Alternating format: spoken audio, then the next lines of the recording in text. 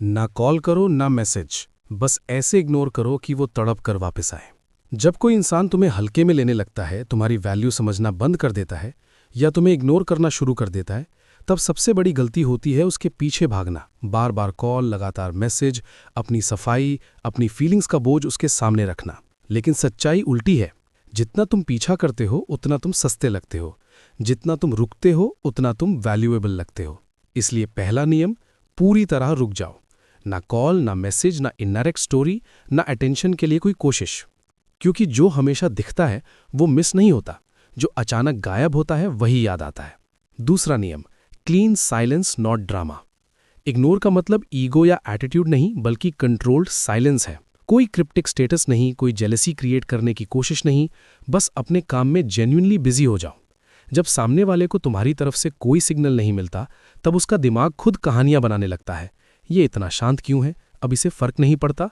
क्या ये move on हो गया? और यही सवाल उसे अंदर से खींचते हैं। तीसरा नियम, प्रिडिक्टेबिलिटी तोड़ो। पहले तुम तुरंत रिप्लाई करते थे, अब नहीं। पहले हर बात शेयर करते थे, अब प्राइवेट हो। पहले हर जगह अवेलेबल थे, अब सिलेक्टिव हो। इंसान प्रिडिक्टेबल चीज़ों से बोर हो जाता है, लेकिन अनप्रिडिक्टेबिलिटी क्यूरियोसिटी पैदा करती है। अब वो तुम्हें समझ नहीं पाएगा और यही कन्फ्यूजन अटैचमेंट को एक्टिवेट करता है।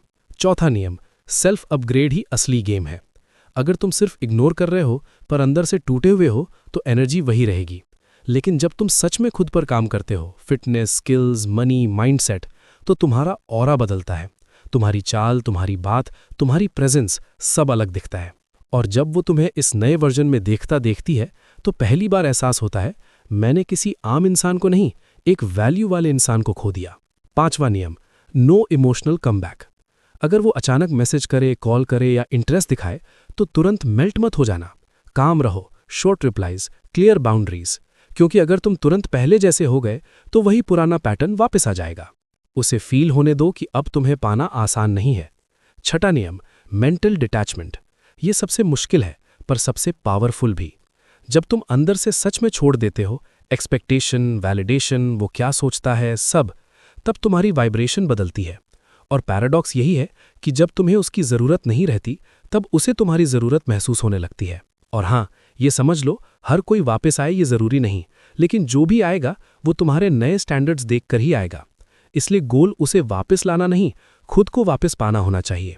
क्योंकि जिस दिन तुम खुद के साथ स्ट्रांग खड़े हो गए, उस दिन किसी के आने जाने से तुम्हारी शांति नहीं टूटेगी। और असली खेल तब शुरू होता है जब तुम सिर्फ बाहर से नहीं, अंदर से भी डिस्कनेक्ट होना शुरू कर देते हो। क्योंकि बहुत लोग बाहर से इग्नोर करते हैं, लेकिन अंदर से हर पल उसी इंसान के बारे में सोचते रहते हैं। और यही उनकी सबसे बड़ी हार होती है।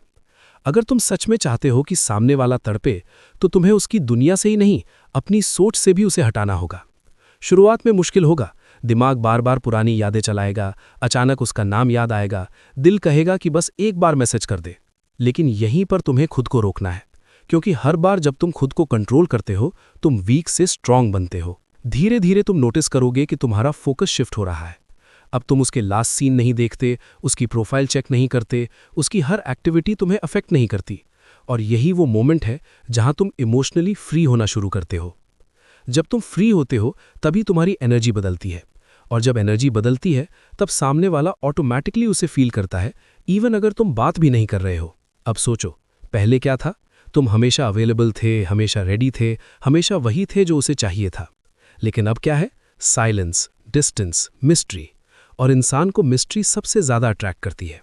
अब वो खुद तुम्हारे बारे में सोचेगी कि ये इतना बदल कैसे गया? क्या इसे अब मेरी ज़रूरत नहीं? क्या ये सच में मूव ऑन कर गया? और यही क्वेश्चंस धीरे धीरे उसे अंदर से खींचने लगते हैं। लेकिन सबसे पावरफुल पॉइंट ये है कि तुम्हें फ़र्क पड़ना बंद हो जाना चाहिए। क्योंकि जब तक तुम्हें फ़र्क पड़ता है, तब तक तुम कंट्रोल में हो। और जब तुम्हें फ़र्क पड़ना बंद हो जाता है, तब तुम कंट्रोल में आ जाते हो। यही पावर शिफ्ट है। अब अगर वो वापस आती भी है, तो तुम नीड से नहीं, चॉइस से डिसाइड करोगे कि उसे अपनी ज़िंदगी में जगह देनी है या नहीं। इसलिए याद रखो, इग्नोर करना सिर्फ स्ट्रैटेजी नहीं, सेल्फ रिस्पेक्ट का स्टेटमेंट है। ये दिखाता है कि तुम खुद को इतना वैल्यू देते हो कि किसी के बिहेवियर के पीछे अपनी डिग्निटी नहीं खोगे। और जब तुम इस लेवल पर पहुंच जाते हो, तो लोग तुम्हें सिर्फ मिस नहीं करते, वे तुम्हारी रिस्पेक्ट भी करने लगते हैं। अगर तुम भी ये पावर अपने अंदर लाना चाहते हो, तो अभी लाइक करो, कमेंट में लिखो आई एम इन कंट्रोल और चैनल को सब्सक्राइब करो। क्योंकि यहाँ हम लोगों को मनाना नहीं सिखाते, हम खुद को इतना मजबूत बनाना सिखाते हैं कि लोग खुद हमें खोने से डरें।